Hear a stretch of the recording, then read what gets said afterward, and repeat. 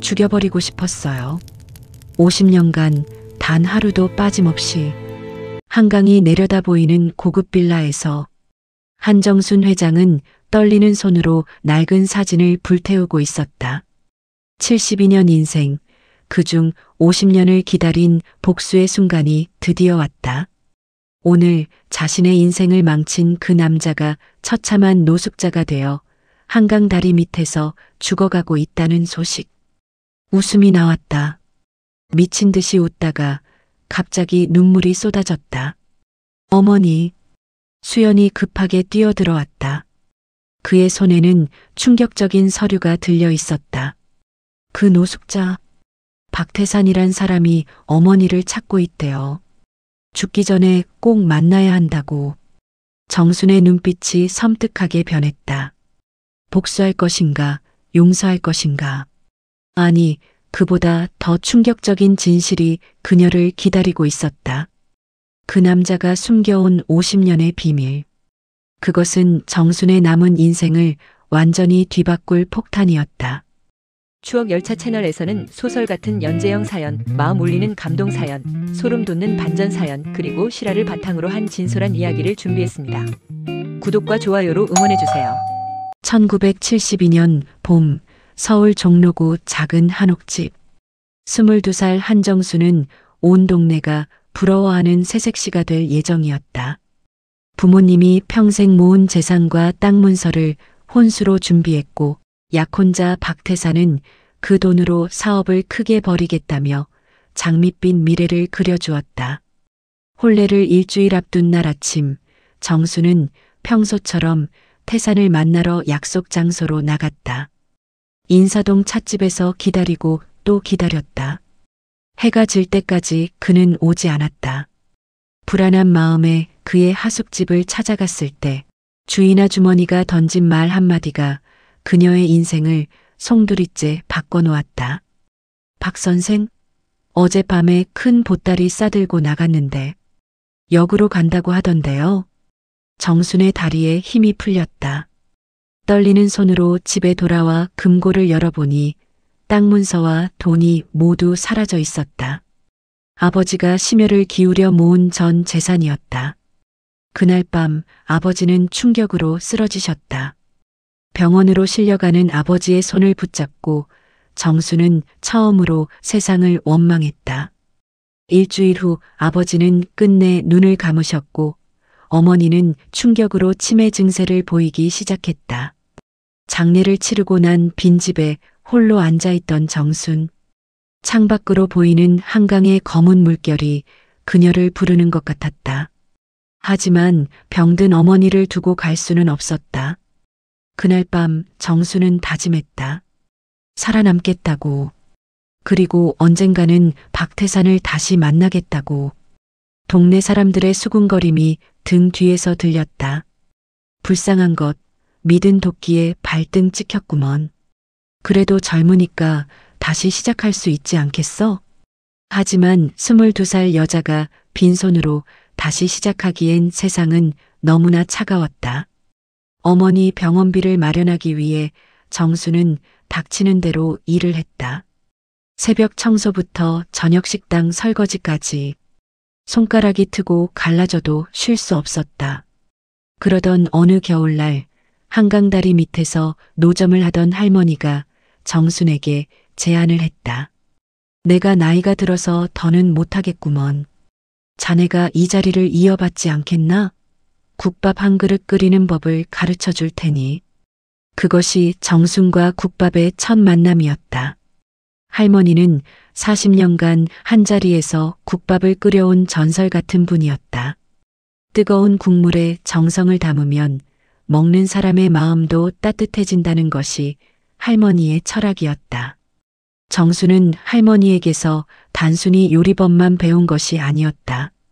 재료를 다루는 정성, 손님을 대하는 마음, 그리고 절망 속에서도 희망을 품는 방법을 배웠다. 할머니는 정순의 사연을 듣고는 이렇게 말씀하셨다. 원한을 품고 살면 자네 인생만 망가진다. 그 원한을 힘으로 바꿔라. 성공해서 그 사람보다 더 높은 곳에 올라가는 것, 그게 진짜 복수란다. 새벽 3시 정수는 일어나 뼈를 고았다. 6시간을 푹 끓여야 진한 국물이 우러났다. 처음엔 손님이 하나둘이었지만 입소문이 나면서 점점 늘어났다. 정순의 국밥엔 특별한 것이 있었다. 바로 위로였다. 아주머니, 오늘도 힘든 하루였는데 이 국밥 한 그릇에 위로받고 갑니다. 한 택시기사의 말이었다. 정수는 그제야 깨달았다. 자신이 만드는 국밥이 단순한 음식이 아니라 누군가의 하루를 버티게 하는 힘이 될 수 있다는 것을. 봄이 오고 여름이 지나고 어느덧 3년이 흘렀다. 어머니는 그 사이 세상을 떠나셨고 정수는 이제 혼자가 되었다. 하지만 포기하지 않았다. 오히려 더 독하게 일했다. 새벽부터 밤늦게까지 하루도 쉬지 않고 국밥을 끓였다. 그러던 중 한 가지 소식이 들려왔다. 박태산이 부산에서 큰 사업을 하고 있다는 것이었다. 정순이 평생 모은 돈으로 시작한 사업이 번창하고 있다는 소식에 분노가 치밀어 올랐다. 하지만 지금의 자신으론 아무것도 할 수 없었다. 기다려라, 박태산. 내가 너보다 더 높은 곳에 올라갈 때까지. 정수는 이를 악물고 다시 국밥솥 앞에 섰다. 뜨거운 김이 얼굴을 때렸지만 그것조차 자신을 단련시키는 시련이라 생각했다. 어느 날 저녁 한중년 신사가 국밥집에 들어왔다. 고급 양복을 입은 그는 다른 손님들과는 확연히 달라 보였다. 아주머니, 이 국밥 정말 특별하네요. 어머니가 끓여주시던 맛이 납니다. 그는 감동한 표정으로 국밥을 비웠다. 그리고 일주일 내내 매일 찾아왔다. 알고 보니 그는 대기업 식품사업부 임원이었다. 아주머니, 이 국밥을 프랜차이즈로 만들면 어떨까요? 제가 투자하고 싶습니다. 정수는 망설였다. 하지만 할머니의 말이 떠올랐다. 성공해서 더 높은 곳에 올라가는 것이 진짜 복수라고. 정수는 그 제안을 받아들였다. 첫 번째 지점이 강남에 열렸다. 정순인의 한강국밥이라는 간판이 걸린 날, 정수는 처음으로 희망을 보았다. 하지만 이것은 시작에 불과했다. 정순에겐 더 큰 꿈이 있었다. 전국 최고의 국밥 체인을 만들고 박태산보다 더 큰 부자가 되는 것. 매일 새벽 정수는 각 지점을 돌며 맛을 확인했다. 단 한 곳도 소홀히 할 수 없었다. 종업원들에게도 늘 강조했다. 우리가 파는 건 국밥이 아니라 위로입니다. 힘든 하루를 보낸 사람들에게 따뜻한 위로 한 그릇을 드리는 거예요. 그런 정순의 진심은 손님들에게 전해졌고 정순인의 한강국밥은 빠르게 성장했다. 5년 만에 서울에만 10개 지점, 10년 만에 전국 30개 지점으로 늘어났다. 그 사이 정순도 나이가 들었다. 32이 되던 해 한 신문 인터뷰 요청이 들어왔다. 맨손으로 일군 성공 신화라는 제목으로 정순의 이야기를 다루고 싶다는 것이었다. 정순은 처음엔 거절했다. 하지만 기자의 한마디에 마음을 바꿨다. 많은 사람들에게 희망을 주실 수 있습니다. 특히 실패와 배신으로 좌절한 사람들에게요. 인터뷰 기사가 나간 후 전국에서 편지가 쏟아졌다. 대부분 정순처럼 배신당하고 실패했지만 다시 일어서려는 사람들이었다. 정순은 그제야 깨달았다. 자신의 성공이 단순히 개인의 복수를 위한 것이 아니라 많은 사람들에게 희망이 될 수 있다는 것을. 그러나 마음 한구석엔 여전히 박태산에 대한 원한이 남아 있었다. 그가 어디서 무엇을 하며 사는지 늘 궁금했지만 일부러 찾지 않았다. 아직은 때가 아니라고 생각했다. 더 높이, 더 크게 성공한 후에 그를 만나리라 다짐했다. 1982년 겨울 한강대교 아래 정순이 국밥집을 시작한 지 7년째 되던 해였다. 이제 39이 된 정수는 여전히 새벽 3시에 일어나 국밥을 끓였다. 비록 이제는 여러 지점을 거느린 사장이 되었지만 한강대교 아래 본점만큼은 직접 운영했다. 이곳은 그녀에게 특별한 의미가 있는 장소였다. 그날도 평소처럼 뼈를 고르고 있을 때였다. 가게 문이 삐걱거리며 열렸다. 새벽 4시, 아직 영업시간이 아니었는데 누군가 들어온 것이다. 돌아보니 10살쯤 되어 보이는 아이가 서 있었다. 옷은 남루했고 얼굴엔 때가 묻어 있었다. 무엇보다 그 눈빛이 정순의 마음을 아프게 했다. 22살에 모든 것을 잃었을 때 거울에 비친 자신의 눈빛과 똑같았다. 아이는 아무 말 없이 정순을 바라보았다. 정순은 말없이 국밥 한 그릇을 내밀었다. 아이는 허겁지겁 먹기 시작했다. 눈물을 흘리면서도 멈추지 않았다. 천천히 먹어, 채알라. 정순의 말에 아이는 고개를 들었다. 그리고 처음으로 입을 열었다. 감사합니다. 사흘 만에 처음 먹는 거예요. 알고 보니 아이는 부모를 잃고 한강다리 밑에서 노숙하고 있었다. 이름은 김수현. 보육원에서 도망쳐 나온 지 한 달이 되었다고 했다. 왜 도망쳤니? 원장님이 때려요. 밥도 잘 안 주고요. 정수는 아이를 그냥 보낼 수 없었다. 경찰에 신고하면 다시 그 보육원으로 돌아갈 것이 뻔했다. 정수는 결심했다. 이 아이를 자신이 돌보겠다고. 너 여기서 일하면서 지낼래? 밥도 주고 잘 곳도 줄게. 수연의 눈이 커졌다. 믿기지 않는다는 표정이었다. 정말요? 제가 여기서 일할 수 있어요? 그럼 대신 성실하게 일해야 해. 그리고 학교도 다녀야 하고. 그렇게 수연은 정순의 국밥집 식구가 되었다. 낮엔 학교에 다니고 방과 후엔 가게 일을 도왔다. 설거지부터 시작해서 재료 손질, 서빙까지. 수연은 무엇이든 열심히 했다. 정수는 수연을 통해 잃어버린 모성을 느꼈다. 결혼도 하지 못하고 혼자 살아온 세월, 그 공허함이 수연으로 인해 채워지기 시작했다. 수연도 정순을 진짜 어머니처럼 따랐다. 아주머니, 제가 크면 꼭 보답할게요. 보답은 무슨, 너 잘 크는 게 보답이야. 시간이 흘러 수연은 고등학생이 되었다. 공부도 잘했지만 무엇보다 요리에 재능이 있었다. 정수는 수연에게 국밥 끓이는 법을 가르쳤다. 처음 가르쳐준 그 할머니처럼 정순도 자신의 모든 것을 수연에게 전수했다. 수연아, 국밥은 그냥 음식이 아니야. 먹는 사람의 마음을 어루만져주는 약이지. 그러니까 항상 정성을 다해야 해. 수연은 그 말을 가슴에 새겼다. 대학에 진학하지 않고 정순 곁에서 일을 배우겠다고 했을 때 정순은 말렸지만 수연의 고집을 꺾을 수 없었다. 25이 된 수연은 이제 어엿한 청년이 되었다. 그리고 놀라운 소식을 가져왔다. 어머니, 제가 결혼하고 싶은 사람이 있어요. 정수는 놀랐지만 기뻤다. 수연이 자신을 어머니라 부른 것도 결혼하겠다는 것도 모두 기쁜 일이었다.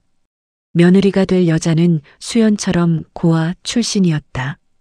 카페에서 일하는 착하고 성실한 아가씨였다. 결혼식은 소박했지만 따뜻했다. 정수는 수연의 손을 잡고 축복해 주었다. 그리고 1년 후 손녀 같은 은서가 태어났다. 은서가 태어난 날 정수는 처음으로 행복이란 것을 느꼈다. 박태산에 대한 원한도 잃어버린 청춘도 그 순간만큼은 모두 잊을 수 있었다. 할머니, 은서가 처음으로 정순을 부른 날 정수는 눈물을 흘렸다. 진짜 가족이 생긴 것 같았다. 혈연은 아니지만 마음으로 이어진 가족. 그것이 때론 피보다 진할 수 있다는 것을 정수는 알게 되었다. 그러나 행복은 오래가지 않았다. 수연의 아내가 교통사고로 세상을 떠난 것이다. 은서가 겨우 3살 때였다. 수연은 큰 충격을 받았지만 은서를 위해 강해져야 했다. 정순도 그런 수연을 도왔다. 수연아, 내가 은서를 돌볼게. 너는 일에 집중해. 우리가 가족이잖아. 그렇게 정수는 은서의 실질적인 할머니가 되었다. 은서를 유치원에 데려다 주고 데리고 오고 밥을 먹이고 재우는 일상. 힘들었지만 행복했다. 이것이 진짜 삶이구나. 정수는 생각했다. 2010년 정수는 60이 되었다. 정순인의 한강국밥은 이제 전국 신계지점을 거느린 대기업이 되었다. 연 매출 500억, 정수는 명실상부한 성공한 기업인이 되었다. 언론에서는 국밥 신화라고 불렀다. 맨손으로 시작해서 이룬 성공. 많은 사람들이 정순의 이야기에 감동했다. 하지만 정수는 여전히 겸손했다. 저는 운이 좋았을 뿐입니다. 좋은 사람들을 만났고 그들이 저를 도와주었어요. 인터뷰에서 정수는 늘 그렇게 말했다. 하지만 직원들은 알고 있었다. 정순이 얼마나 치열하게 살았는지. 새벽부터 밤까지 하루도 쉬지 않고 일했던 그 세월을. 어느 날 정수는 오래된 앨범을 꺼내보았다. 22살의 자신이 있었다. 그리고 그 옆에 박태산. 한때는 사랑했던 사람. 이제는 원수가 된 사람. 박태산, 너는 지금 어디서 뭘 하고 있니? 나처럼 성공했을까? 아니면. 그때 수연이 들어왔다. 어머니, 무슨 사진 보세요? 아니야, 옛날 사진 좀 보고 있었어. 수연은 정순의 표정에서 뭔가를 느꼈지만 묻지 않았다. 정순이 말하고 싶을 때 말할 거라고 믿었다. 그로부터 한 달 후 놀라운 소식이 들려왔다. 한강 다리 밑에 노숙자들이 늘어나고 있는데 그 중에 한때 잘 나가던 사업가도 있다는 것이었다. 그리고 그 사업가의 이름이 박태산이라고 하던데요. 부산에서 큰 사업하다가 망했다더라고요. 직원의 말에 정수는 숨이 멎는 것 같았다. 50년 만이었다. 그 이름을 듣는 것이, 그리고 그가 노숙자가 되었다는 사실이 믿기지 않았다. 정수는 망설였다. 가봐야 할까 말아야 할까? 복수를 해야 할까 그냥 놔둬야 할까? 며칠을 고민한 끝에 정수는 결심했다. 가서 확인하겠다고. 정말 그 박태산이 맞는지. 한강다리 밑으로 가는 길. 정순의 심장은 빠르게 뛰었다. 50년간 기다려온 순간이 드디어 오는 것일까? 아니면 또 다른 시작일까? 노숙자들이 모여 있는 곳에 도착했을 때 정수는 한 노인을 보았다. 헝클어진 백발, 초라한 행색. 하지만 그 얼굴은 분명 박태산이었다. 늙고 초췌했지만 정수는 알아볼 수 있었다. 박태산은 정순을 보고도 알아보지 못했다. 그저 멍한 눈으로 허공을 바라보고 있었다. 정순이 다가가자 그는 손을 내밀었다. 젊은 양반, 1,000원만. 밥 좀 사 먹게. 그 말에 정수는 충격을 받았다. 자신을 젊은 사람으로 본 것이다. 그리고 구걸을 하고 있었다. 한때 자신의 전 재산을 빼앗아간 사람이. 정수는 지갑에서 10,000원을 꺼내 주었다. 박태산은 감사하다며 연신 고개를 숙였다. 그 모습이 너무나 처참해서 정수는 복수고 뭐고 다 잊어버렸다. 아저씨, 국밥 드시러 가실래요? 제가 사드릴게요. 박태산은 고개를 들었다. 그리고 기쁜 표정으로 대답했다. 정말요? 고맙습니다. 고마워요. 정수는 박태산을 데리고 자신의 국밥집으로 갔다. 본점이 아닌 근처 지점으로. 박태산은 국밥을 허겁지겁 먹었다. 마치 며칠을 굶은 사람처럼. 맛있어요. 정말 맛있어요. 이렇게 맛있는 국밥은 처음이에요. 그 말에 정수는 씁쓸하게 웃었다. 자신이 만든 국밥을 자신을 배신한 사람이 먹고 있다니. 운명의 장난 같았다. 식사를 마친 박태산은 또 감사 인사를 하고 떠났다. 정수는 그의 뒷모습을 바라보며 생각했다. 이게 끝일까? 이렇게 허무하게. 2015년 봄 정수는 65이 되었다. 은서는 이제 7살 초등학교에 입학했다. 입학식 날 정수는 수연과 함께 은서의 손을 잡고 학교로 향했다. 다른 아이들은 엄마 아빠와 함께였지만 은서는 아빠와 할머니와 함께였다. 그래도 은서는 밝게 웃었다. 할머니, 나 학교 다니면 할머니처럼 똑똑해질 수 있어요? 그럼 우리 은서는 할머니보다 더 똑똑해질 거야. 입학식이 끝나고 집으로 돌아오는 길, 은서가 갑자기 물었다. 할머니, 엄마는 하늘나라에 있어요? 정수는 은서의 머리를 쓰다듬으며 대답했다. 그래, 하늘에서 우리 은서를 지켜보고 계실 거야. 그럼 엄마한테 인사하고 싶어요. 학교 잘 다니겠다고요. 그날 저녁 정수는 은서와 함께 아내의 묘소를 찾았다. 은서는 묘비 앞에서 작은 목소리로 말했다. 엄마, 저 학교 들어갔어요. 열심히 공부할게요. 그 모습을 보며 정수는 눈물이 났다. 이 아이에게 엄마의 빈자리를 채워주고 싶었다. 할 수 있는 모든 것을 해주고 싶었다. 그러던 어느 날 수연이 심각한 표정으로 정순을 찾아왔다. 어머니, 저희 회사에 이상한 일이 일어나고 있어요. 알고 보니 누군가 정순이네 한강국밥의 영업 비밀을 빼돌리려 한다는 것이었다. 레시피부터 운영 노하우까지. 수연은 내부에 스파이가 있는 것 같다고 했다. 누가 그런 짓을 할까? 모르겠어요. 하지만 조심해야 할 것 같아요. 정수는 불안했다. 평생 일궈온 것을 또 빼앗길 수는 없었다. 하지만 의심하고 싶지도 않았다. 직원들은 모두 가족 같은 사람들이었다. 며칠 후 범인이 잡혔다. 신입 직원 한 명이었다. 경쟁 업체에서 보낸 산업 스파이였다. 정수는 그를 경찰에 넘기는 대신 조용히 보냈다. 왜 그냥 보내세요? 수연이 물었다. 복수는 또 다른 복수를 낳을 뿐이야. 그냥 보내주자. 정수는 50년 전 자신이 당한 배신을 떠올렸다. 그때의 분노와 원한이 자신의 삶을 얼마나 힘들게 했는지. 이제는 그런 감정에 휘둘리고 싶지 않았다. 그 일이 있은 후 정수는 더 조심스러워졌다. 하지만 직원들을 의심하지는 않았다. 오히려 더 잘 대해주었다. 그것이 정순의 방식이었다. 어느 날 정수는 다시 한강다리 밑을 찾았다. 박태산이 궁금했다. 지난번 만남 이후로 어떻게 지내는지. 하지만 박태산은 보이지 않았다.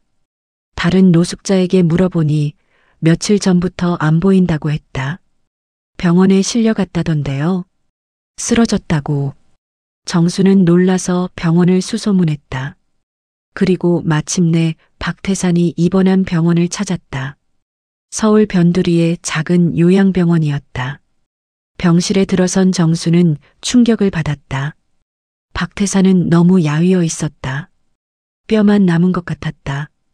간호사에게 물어보니 치매와 함께 여러 합병증을 앓고 있다고 했다. 보호자가 없어서 걱정이에요. 의료보호 대상자라 기본 치료만 받고 있고요. 정수는 망설이다가 물었다. 가족이 없나요? 아들이 한 명 있다는데 연락이 안 된대요.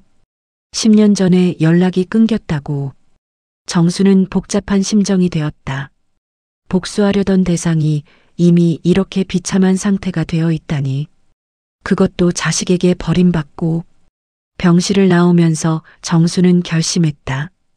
박태산의 아들을 찾아보겠다고. 왜인지 모르겠지만 그냥 놔둘 수가 없었다. 수연에게 부탁해서 박태산의 아들 박진우를 찾기 시작했다. 생각보다 쉽게 찾을 수 있었다. 서울의 한 건설회사 부장으로 일하고 있었다. 정수는 박진우를 만나러 갔다.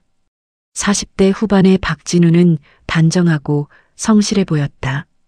정순이 자신을 소개하자 박진우는 놀란 표정을 지었다. 정순이네 한강국밥 회장님이 왜 저를? 정수는 조심스럽게 말을 꺼냈다. 당신 아버지 박태산 씨를 아시죠? 박진우의 얼굴이 굳어졌다. 아, 네, 알죠. 하지만 저와는 남남입니다. 10년 전에 인연을 끊었어요. 무슨 일이 있었나요?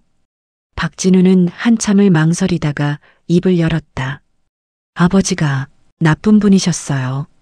사기를 치고 사람들을 속이고 저도 피해자예요. 제 이름으로 대출을 받아서 도망가셨거든요. 정수는 놀랐다. 박태산이 자기 아들에게까지 그런 짓을 했다니. 그래도 아버지가 지금 병원에 계시는데. 알아요. 하지만 저는 못 갑니다. 아니, 가고 싶지 않아요. 박진우의 목소리엔 깊은 상처가 묻어 있었다.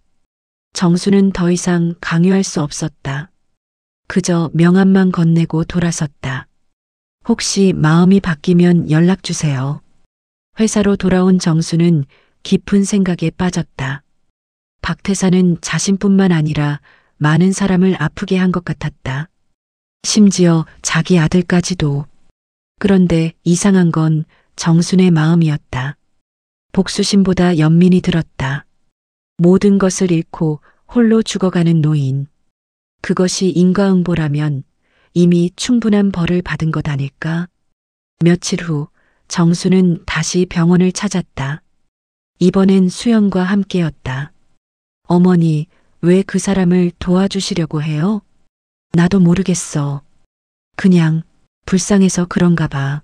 병실에 들어가니 박태산이 깨어 있었다. 하지만 정순을 알아보지 못했다. 그저 멍하니 천장을 바라볼 뿐이었다. 아저씨, 국밥 가져왔어요. 정순이 보온통을 꺼내자 박태산의 눈이 반짝였다.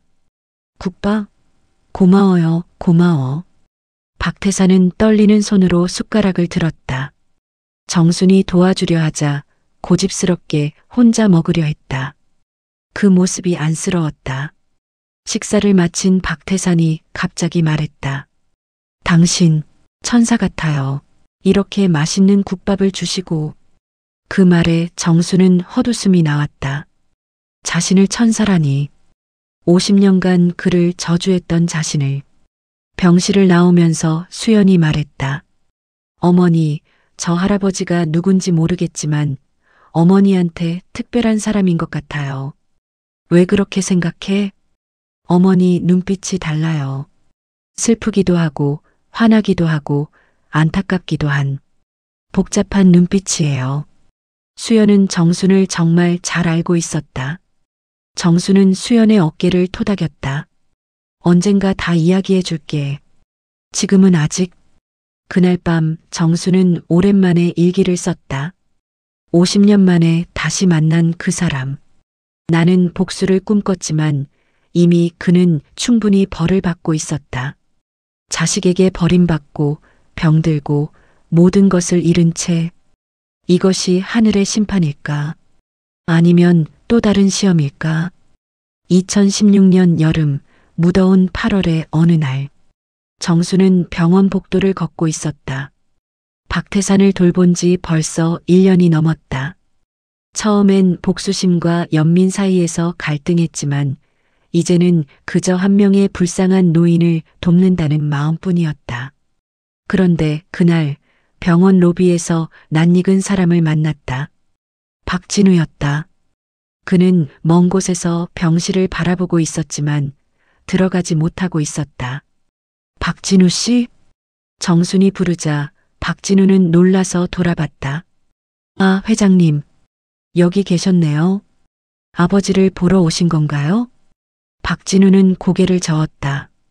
아니요, 그냥 지나가다가 잠깐 들렀을 뿐이에요.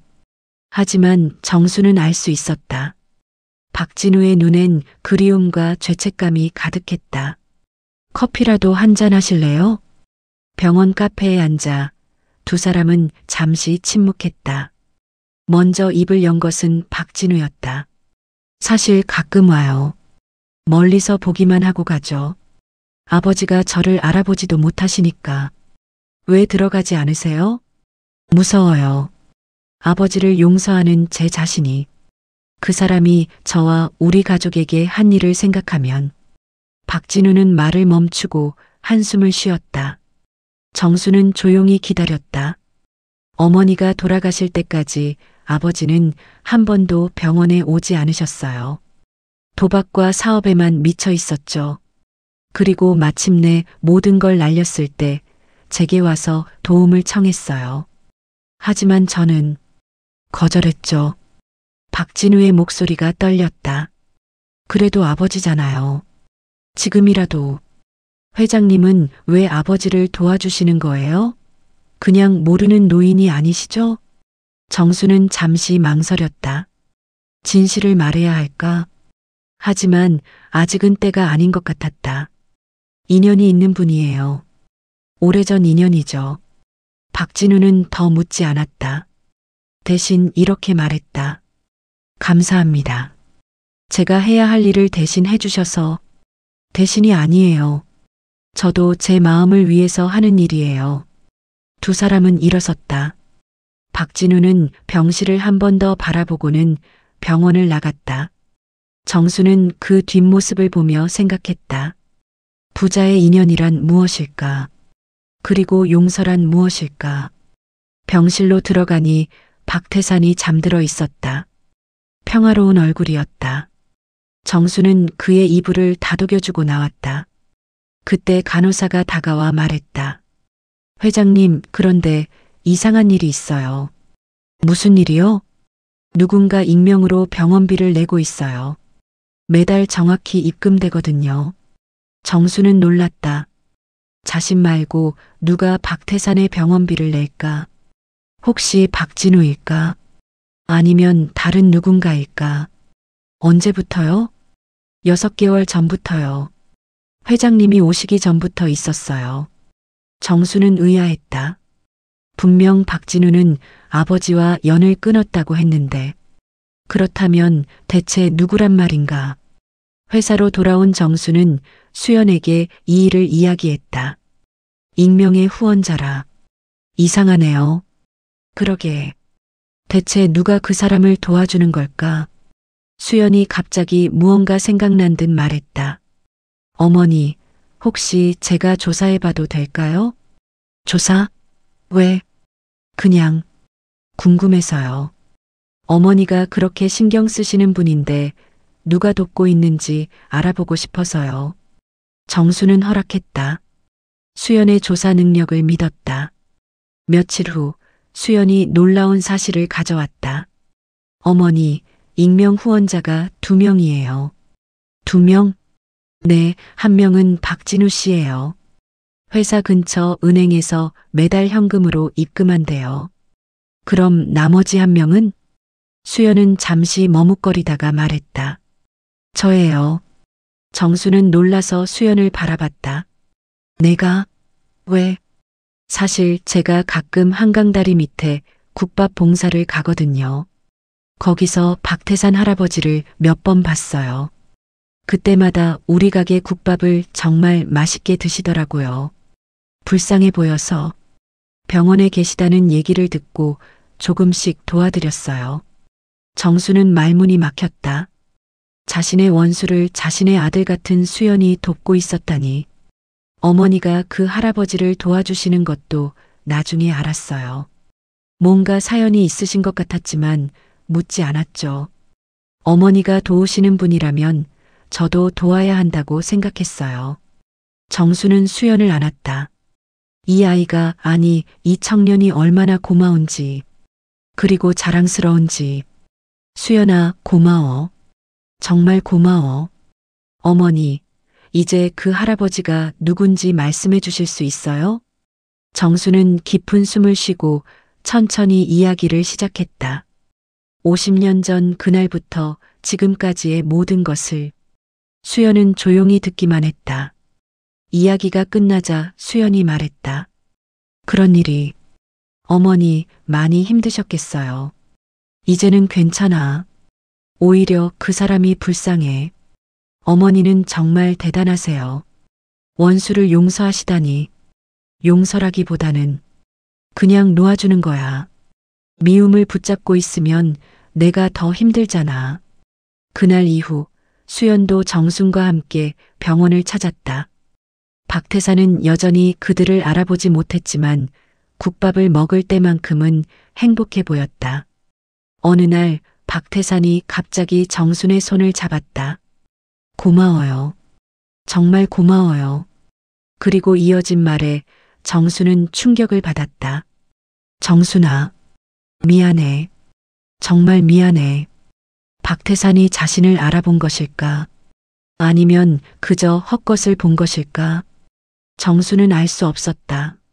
하지만 그 순간 50년간 가슴에 묻어뒀던 한이 조금씩 풀리는 것을 느꼈다. 2017년 가을, 단풍이 붉게 물든 10월. 박태산의 치매는 점점 심해지고 있었다. 이제는 자신이 누군지조차 모르는 날이 많았다. 정수는 매주 병원을 찾았지만 박태산이 자신을 알아보는 날은 거의 없었다. 그런데 이상한 일이 있었다. 박태산은 정순을 알아보지 못하면서도 정순이라는 이름을 자주 불렀다. 정순아, 어디 있니? 정순아. 간호사들은 그저 헛것을 부르는 거라고 생각했지만 정순은 알았다. 박태산의 기억 깊은 곳에 자신이 남아있다는 것을. 어느 날 정순이 병실에 들어갔을 때 박태산이 갑자기 또렷한 목소리로 말했다. 당신이 정순이야? 정순은 놀라서 박태산을 바라봤다. 그의 눈빛이 잠시 맑아진 것 같았다. 네, 저예요. 정말 정순이 맞아? 박태산은 정순의 손을 잡고 눈물을 흘렸다. 미안해, 정말 미안해. 내가 너무 큰 잘못을 저질렀어. 용서해줘, 제발. 정순도 눈물이 났다. 50년을 기다린 사과였다.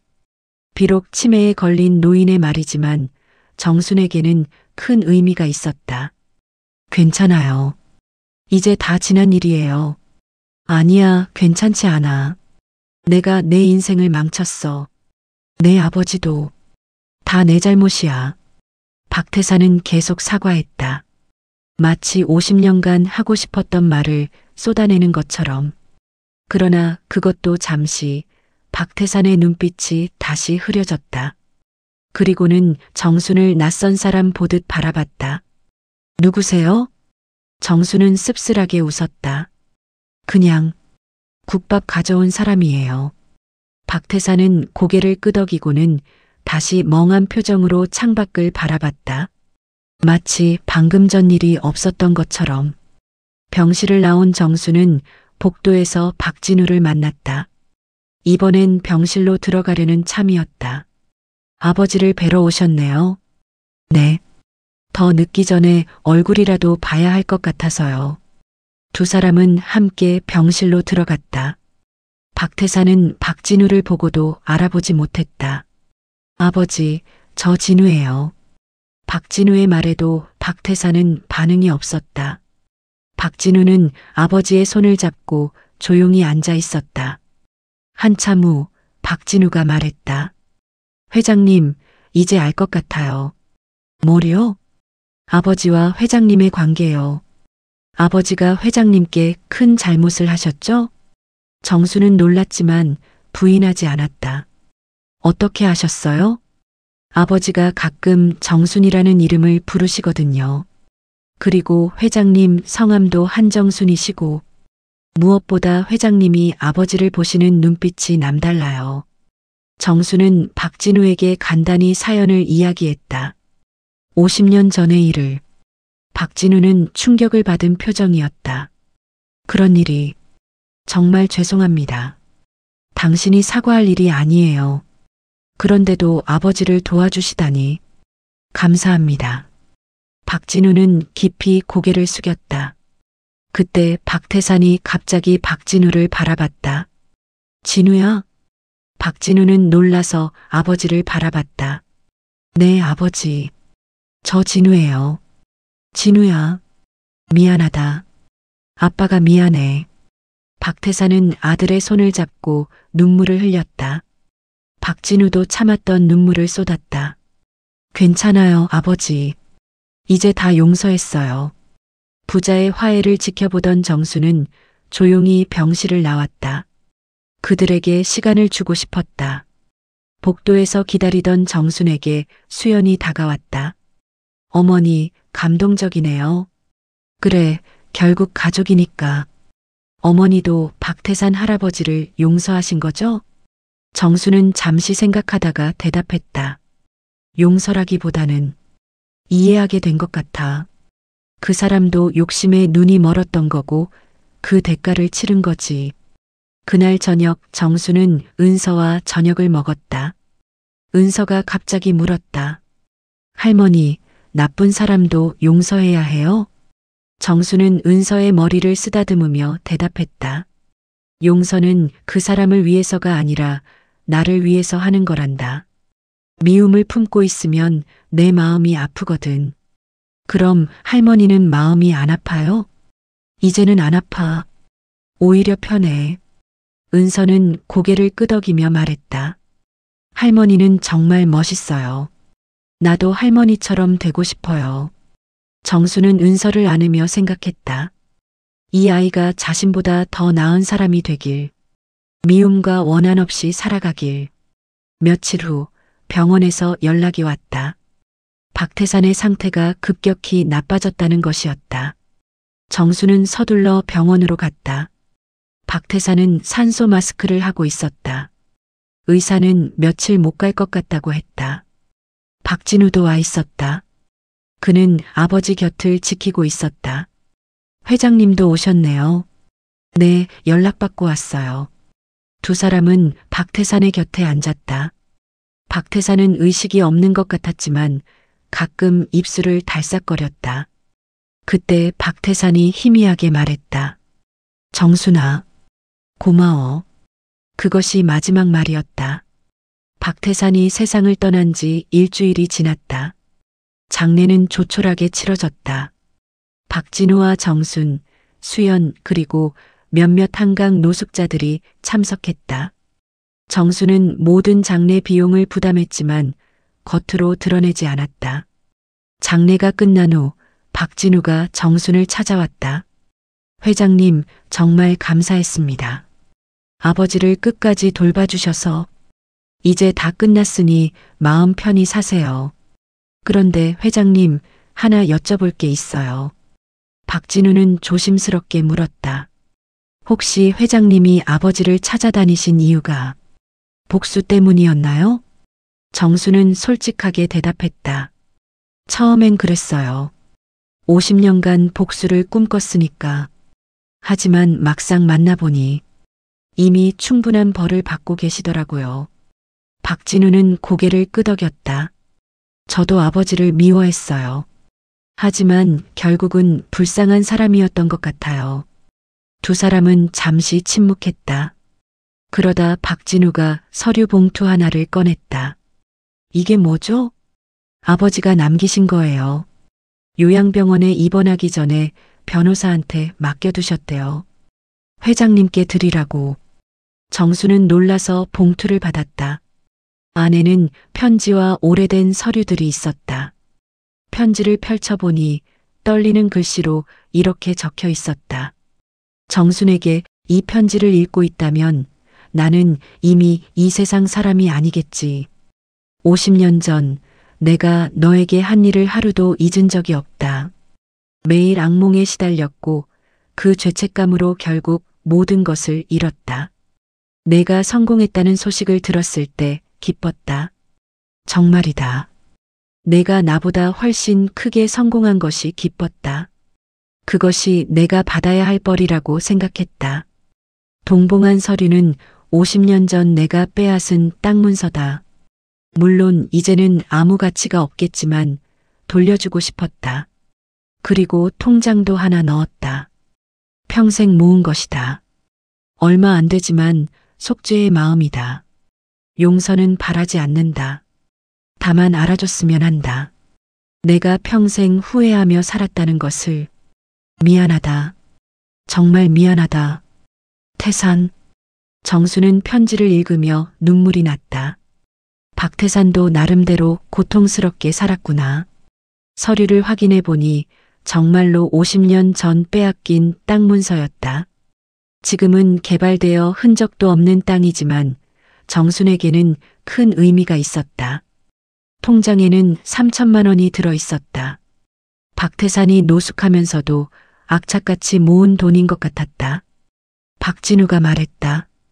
아버지가 노숙을 하면서도 폐지를 주어 돈을 모으셨대요. 회장님께 돌려드리려고. 정수는 복잡한 심정이 되었다. 미워했던 사람이 이렇게까지 했다니. 이 돈은 박진우 씨가 가지세요. 아니에요. 이건 회장님 것이에요. 그럼 이렇게 하죠. 이 돈으로 노숙자들을 위한 무료급식을 하는데 쓰겠어요. 박태산 씨 이름으로. 박진우는 감동한 표정으로 고개를 끄덕였다. 그날 저녁 정수는 수연과 은서에게 모든 이야기를 들려주었다. 은서는 어려서 다 이해하지는 못했지만 할머니가 대단한 일을 했다는 것은 알 것 같았다. 할머니, 그 할아버지도 나쁜 사람만은 아니었네요? 그래, 누구나 실수를 하고 후회도 하지. 중요한 건 용서하고 용서받는 거란다. 수연이 말했다. 어머니, 이제 정말 마음이 편하신 것 같아요. 응, 50년 만에 짐을 내려놓은 기분이야. 그때 은서가 갑자기 일어나서 정순을 꼭 안았다. 할머니 사랑해요. 나도 사랑한다. 우리 은서. 정수는 생각했다. 이것이 진짜 행복이구나. 가족과 함께하는 평범한 저녁 시간. 복수보다 훨씬 값진 것. 며칠 후 정수는 박진우에게서 전화를 받았다. 회장님, 놀라운 걸 발견했어요. 뭐래요? 아버지 유품을 정리하다가 일기장을 찾았는데요. 거기에 회장님 이야기가 가득해요. 정수는 궁금했다. 박진우가 일기장을 가져왔다. 정수는 떨리는 손으로 페이지를 넘겼다. 1975년 3월 15일 오늘도 정순이 꿈을 꿨다. 내가 한 짓이 너무 끔찍해서 잠을 잘 수가 없다. 1980년 7월 22일 정순이가 국밥집을 시작했다는 소식을 들었다. 다행이다. 살아있어서 다행이다. 1990년 11월 3일 정순이가 성공했다는 기사를 봤다. 자랑스럽다. 내가 망가뜨린 인생을 스스로 일으켜 세운 정순이가 자랑스럽다. 2000년 1월 1일 새 천년이 밝았다. 정순아, 행복하니? 나는 내가 행복하길 바란다. 2010년 5월 5일 정순이네 국밥을 먹었다. 눈물이 났다. 이렇게 맛있는 국밥을 만들다니. 정순아, 미안하다. 일기는 거의 매일 정순에 대한 이야기였다. 후회와 그리움, 미안함이 가득했다. 정수는 일기장을 덮으며 한숨을 쉬었다. 이 사람도 나름대로 벌을 받으며 살았네요. 박진우가 말했다. 아버지가 회장님을 정말 사랑했던 것 같아요. 잘못된 방법이었지만 사랑이 아니라 욕심이었겠죠. 하지만 이제는 다 용서해요. 정수는 일어서며 말했다. 박진우 씨, 가끔 국밥 먹으러 오세요. 이제 우리도 악연을 끊고 새로 시작해요. 네, 꼭 가겠습니다. 감사합니다. 두 사람은 악수를 나눴다. 50년 원한의 고리가 마침내 끊어지는 순간이었다. 2018년 봄, 벚꽃이 만개한 4월. 정수는 여느 때처럼 한강다리 밑 본점에서 국밥을 끓이고 있었다. 이제는 많은 직원들이 일하지만 일주일에 한 번은 꼭 직접 주방에 섰다. 초심을 잃지 않기 위해서였다. 그날따라 손님이 많았다. 봄나들이 나온 가족들, 점심 먹으러 온 직장인들. 그 중에 한 청년이 정순의 눈에 띄었다. 남루한 차림의 청년은 주머니를 뒤적거리다가 결국 나가려고 했다. 젊은이, 어디 가요? 정순이 불러 세웠다. 아, 돈이 모자라서요. 앉아요. 국밥 한 그릇 대접할게요. 청년은 머뭇거리다가 자리에 앉았다. 정수는 직접 국밥을 가져다 주었다. 감사합니다. 꼭 갚을게요. 갚을 거 없어요. 대신 나중에 성공하면 어려운 사람 도와주세요. 청년은 눈물을 글썽이며 국밥을 먹었다. 정수는 그 모습에서 옛날 자신을 보았다. 그리고 수연을 처음 만났을 때도 떠올랐다. 그때 수연이 다가왔다. 어머니, 오늘도 또 그러시네요. 뭐가?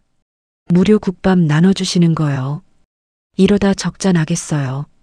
정수는 웃으며 대답했다. 돈은 돌고 도는 거야. 베풀면 돌아온다고. 수연도 웃으며 고개를 끄덕였다. 그는 정순의 철학을 잘 알고 있었다.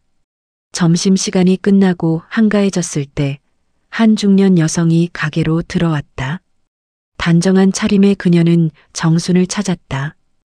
혹시 한정순 회장님이신가요? 네, 그런데요. 안녕하세요. 저는 한국일보 기자 김영희입니다. 회장님께 여쭤볼 게 있어서 왔어요. 기자는 명함을 건네며 말했다. 최근에 노숙자 무료급식소에 매달 큰 금액을 후원하고 계시다고 들었는데 사실인가요? 정수는 당황했다. 박태산의 돈으로 시작한 무료급식을 조용히 운영하고 있었는데 어떻게 알았을까? 누가 그런 얘기를? 익명의 제보자가 있었어요. 회장님의 선행을 세상에 알리고 싶다고. 정수는 거절했다. 기사는 사양할게요. 그냥 조용히 하고 싶어요.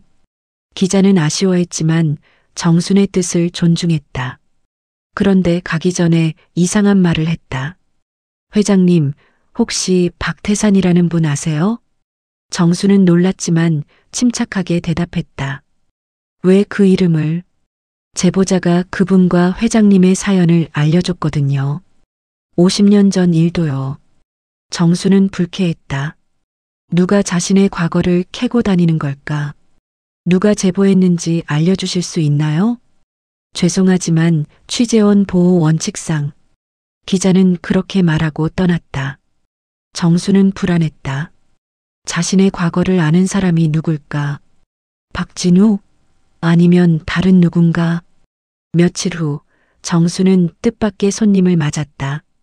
박태산의 친구였다는 노인이었다. 저는 최만수라고 합니다. 태산이랑 젊을 때 친구였죠. 최만수는 정순에게 놀라운 이야기를 들려주었다. 태산이가 죽기 전에 저한테 부탁을 했어요.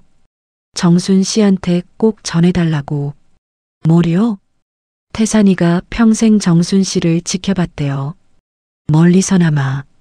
그리고 항상 후회했고요. 최만수는 낡은 사진첩을 꺼냈다. 거기엔 정순의 사진이 가득했다. 국밥집 개업식, 신문 인터뷰, 시상식. 정순과 관련된 모든 기사와 사진이 있었다. 이걸 다 모은 건가요? 네, 태산이가 정순 씨 성공하는 걸 보면서 그나마 위안을 삼았대요. 정수는 복잡한 심정이 되었다. 박태산이 자신을 그렇게 지켜봤다니. 최만수가 이어서 말했다. 그리고 태산이가 사실 정순 씨 국밥집에 투자한 그 대기업 임원한테 부탁을 했대요. 뭐라고요? 정순 씨 국밥집에 투자하도록 설득했다고. 물론 정순 씨 국밥이 훌륭해서 투자한 거지만 태산이의 부탁도 있었대요. 정수는 충격을 받았다. 자신의 성공 뒤에 박태산의 도움이 있었다니. 왜 저한테 이 얘기를? 태산이가 죽기 전에 꼭 알려달라고 했거든요.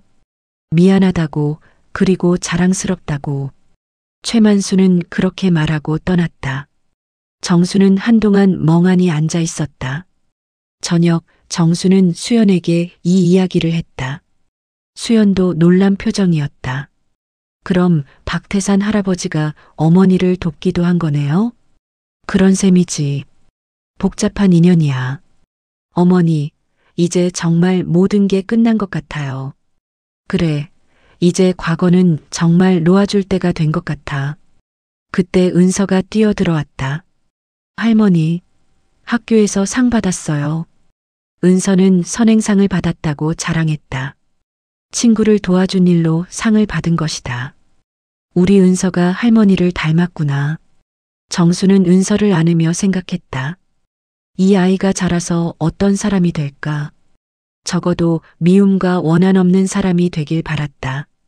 그날 밤 정수는 일기를 썼다. 오늘 알게 된 사실이 충격적이다. 박태산이 나를 지켜보고 돕기까지 했다니. 인생이란 정말 알 수 없는 것 같다.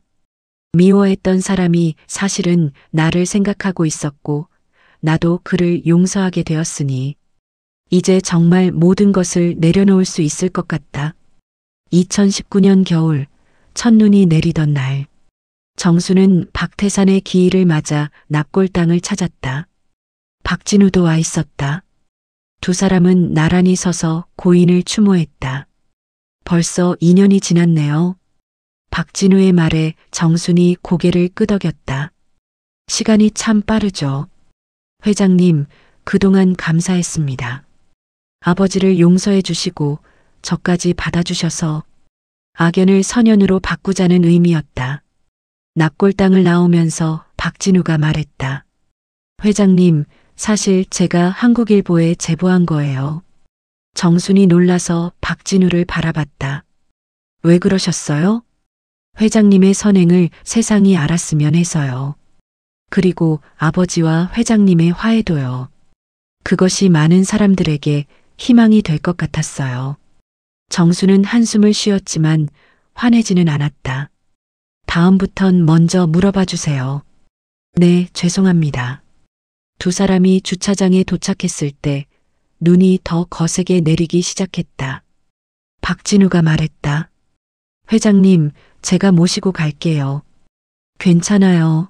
수연이가 데리러 온대요. 잠시 후 수연의 차가 도착했다. 은서도 함께 있었다. 할머니, 눈이다. 은서는 차에서 내려 눈을 맞으며 뛰어놀았다. 그 순간 정수는 깨달았다. 이것이 진짜 행복이구나. 과거의 원한이 아니라 현재의 사랑이 중요하다는 것을. 차 안에서 수연이 말했다. 어머니, 오늘 특별한 손님이 오신대요. 누구? 모르겠어요. 어머니를 꼭 뵙고 싶다고만 하시더라고요. 집에 도착하니 낯선 여성이 기다리고 있었다. 50대 중반쯤 되어 보이는 품이 있는 여성이었다. 안녕하세요, 한정순 회장님. 저는 박미영이라고 합니다. 네, 그런데 어떻게? 저는 박태산의 딸입니다. 정순과 수연은 놀랐다. 박태산에게 딸이 있었다니. 박미영은 자신의 이야기를 들려주었다. 저는 아버지의 첫 번째 가정에서 태어났어요. 어머니와 이혼하실 때 저는 어머니를 따라갔고 그 후로 아버지를 만나지 않았죠. 그런데 왜 이제? 얼마 전에 오빠, 그러니까 박진우 씨를 통해 모든 이야기를 들었어요. 아버지와 회장님의 사연도요. 박미영은 핸드백에서 봉투를 꺼냈다. 이건 제 작은 성의예요. 아버지가 회장님께 끼친 피해에 대한 사죄의 의미로. 정수는 손사래를 쳤다. 아니에요. 받을 수 없어요. 이미 다 끝난 일인데. 꼭 받아주세요. 그래야 제 마음이 편해집니다. 박미영의 간곡한 부탁에 정수는 봉투를 받았다. 안에는 수표가 아니라 편지가 들어 있었다. 한정순 회장님께 저는 아버지를 미워하며 살았습니다. 하지만 회장님이 아버지를 용서하신 이야기를 듣고 저도 용서해야겠다고 생각했습니다. 회장님의 큰 마음에 감사드립니다. 덕분에 저도 아버지를 용서하고 마음의 짐을 내려놓을 수 있었습니다. 항상 건강하시고 행복하세요. 박미영 올림. 정수는 편지를 읽으며 눈물이 났다. 자신의 용서가 다른 사람에게도 영향을 주었다니. 고맙습니다. 이 편지가 어떤 돈보다 값지네요. 박미영은 정순의 손을 잡으며 말했다. 제가 더 감사하죠. 회장님 덕분에 가족을 용서할 수 있었으니까요. 박미영이 떠난 후 정수는 가족들과 저녁을 먹었다. 은서가 갑자기 물었다. 할머니 용서하면 기분이 좋아져요? 그럼 마음이 가벼워지지. 그럼 나도 친구 용서할래요. 지우개 빌려주고 안 돌려준 친구요. 모두가 웃었다. 은서의 순수함이 무거웠던 분위기를 밝게 만들었다. 식사 후 정수는 혼자 서재에 앉았다. 책상 서랍에서 오래된 사진을 꺼냈다. 22살의 자신과 박태산이 함께 찍은 사진. 한때는 찢어버리고 싶었던 사진이었지만 이제는 그저 추억일 뿐이었다. 정수는 사진을 다시 서랍에 넣으며 중얼거렸다. 박태산, 당신도 나름대로 힘들었겠지. 이제 편히 쉬어요. 그때 수연이 노크를 하고 들어왔다. 어머니, 커피 가져왔어요. 고마워. 어머니, 요즘 행복해 보이세요. 그래. 왜 그런 것 같아? 예전엔 뭔가 무거운 걸 짊어진 것 같았는데 이제는 정말 편안해 보여요. 정수는 수연의 머리를 쓰다듬었다. 너희들 덕분이야. 너와 은서가 있어서 행복해. 어머니도 저희에게 전부예요. 어머니가 없었다면 저는 어떻게 됐을까요? 너는 어디서든 잘 살았을 거야. 착하고 성실하니까.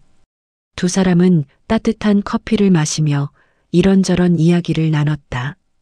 회사 일, 은서의 학교 생활, 앞으로의 계획들.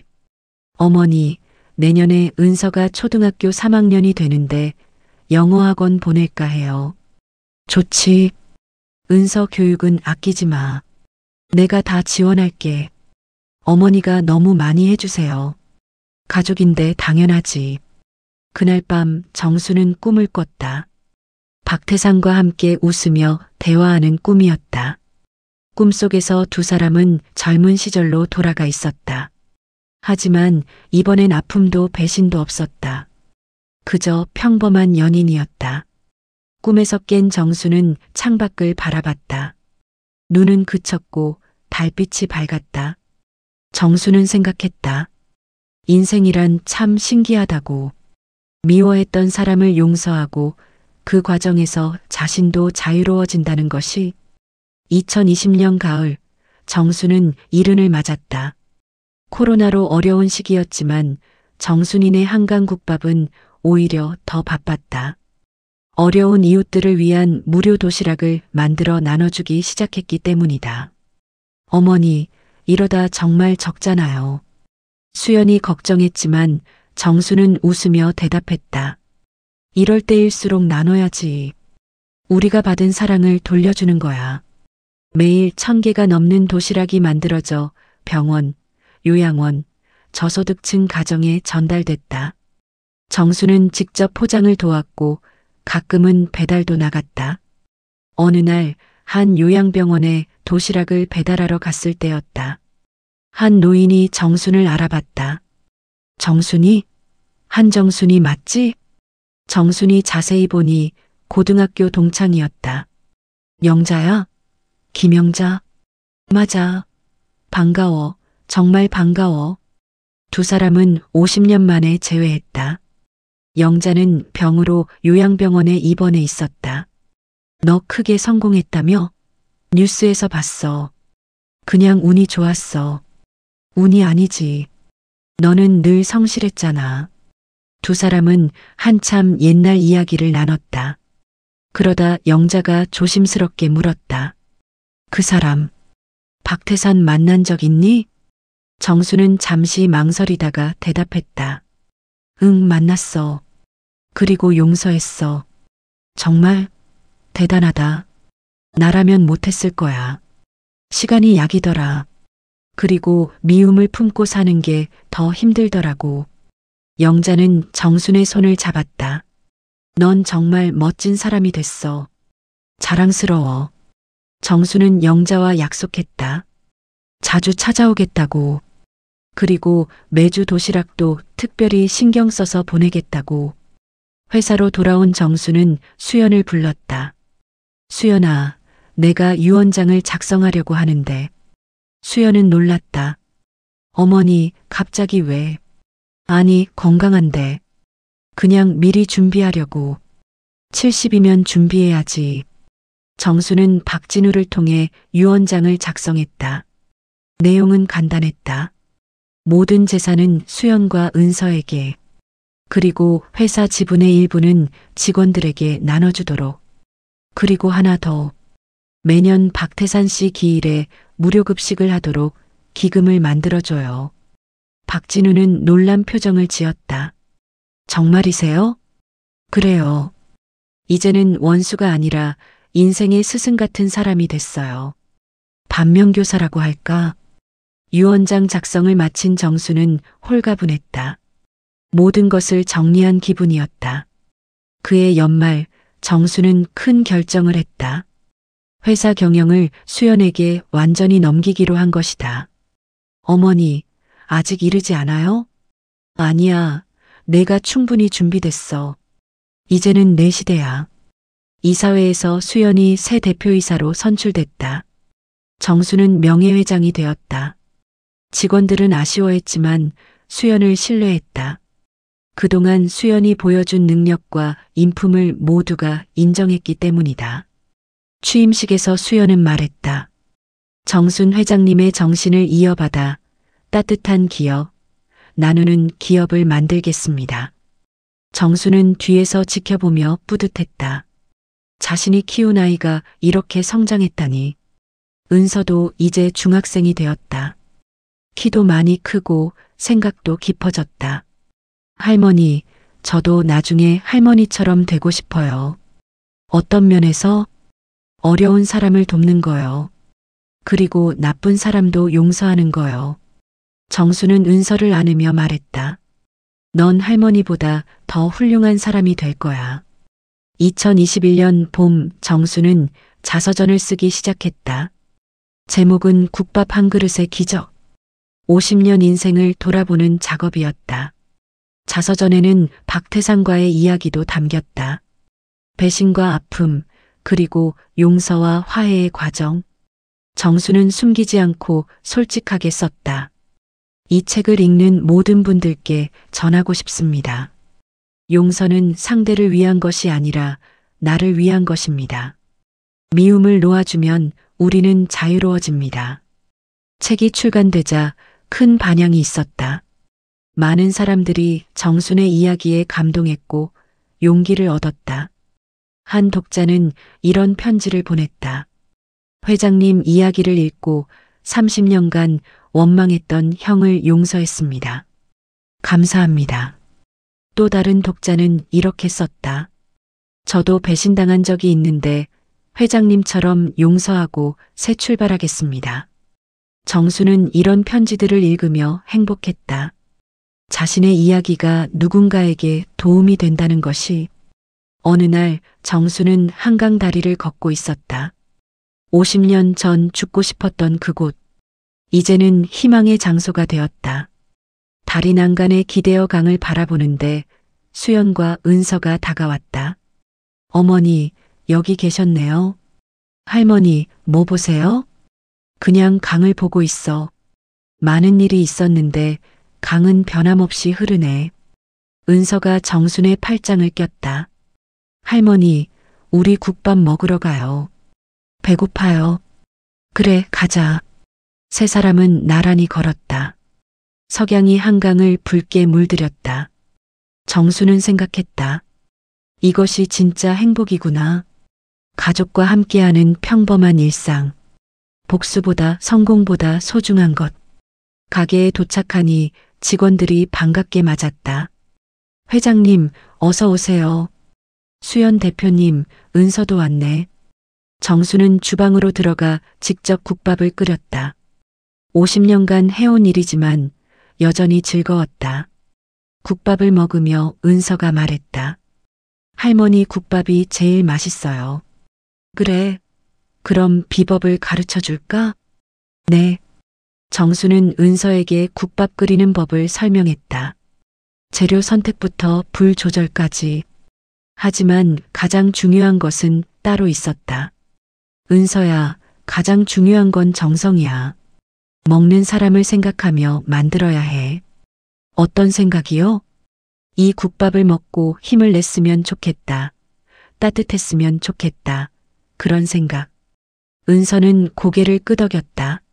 알았어요, 할머니. 저도 그런 마음으로 만들게요. 저녁 시간 손님들로 가게가 북적였다. 정수는 홀에 나가 손님들과 인사를 나눴다. 어머님, 오늘도 국밥 맛있어요. 감사합니다. 자주 오세요. 한 테이블에는 젊은 부부가 아이와 함께 있었다. 아이는 은서 또래로 보였다. 우와, 국밥 맛있다. 아이의 말에 부모가 웃었다. 천천히 먹어. 채알라. 그 모습을 보며 정수는 미소 지었다. 이런 평범한 일상. 가족의 웃음소리. 이것이 정순이 지켜온 것이었다. 밤 늦게 가게 문을 닫고 정수는 수연, 은서와 함께 집으로 돌아왔다. 어머니, 오늘도 수고하셨어요. 아니야, 즐거웠어. 할머니, 내일도 국밥 만들어요? 그럼 할머니가 건강한 날까지는 계속 만들 거야. 집에 도착해서 각자 방으로 들어가기 전 정순이 말했다. 수연아, 은서야. 사랑한다. 저희도 사랑해요, 어머니. 할머니, 사랑해요. 방에 들어온 정수는 일기장을 펼쳤다. 그리고 이렇게 썼다. 오늘도 감사한 하루였다. 50년 전 모든 것을 잃었을 때 이런 날이 올 거라고는 상상도 못했다. 배신과 아픔이 있었지만 그것도 다 지나갔다. 박태산, 당신도 어디선가 우리를 보고 있다면 이제는 편안하길. 우리 모두 용서하고 용서받았으니까. 인생은 결국 사랑이다. 미움이 아닌 사랑. 복수가 아닌 용서. 그것이 내가 70년 인생에서 배운 것이다. 내일도 국밥을 끓일 것이다. 누군가의 하루를 따뜻하게 만들기 위해. 그것이 내가 할 수 있는 최선의 사랑이니까. 정수는 일기장을 덮고 창밖을 바라봤다. 별이 빛나는 밤하늘. 어디선가 박태산도 이별을 보고 있을까? 고마웠어요, 박태산. 당신 덕분에 강해질 수 있었어요. 그리고 정수는 평화롭게 잠이 들었다. 내일 또 새벽에 일어나 국밥을 끓일 것이다. 수연과 은서, 그리고 많은 사람들을 위해. 그것이 한정순의 삶이고 사랑이었다.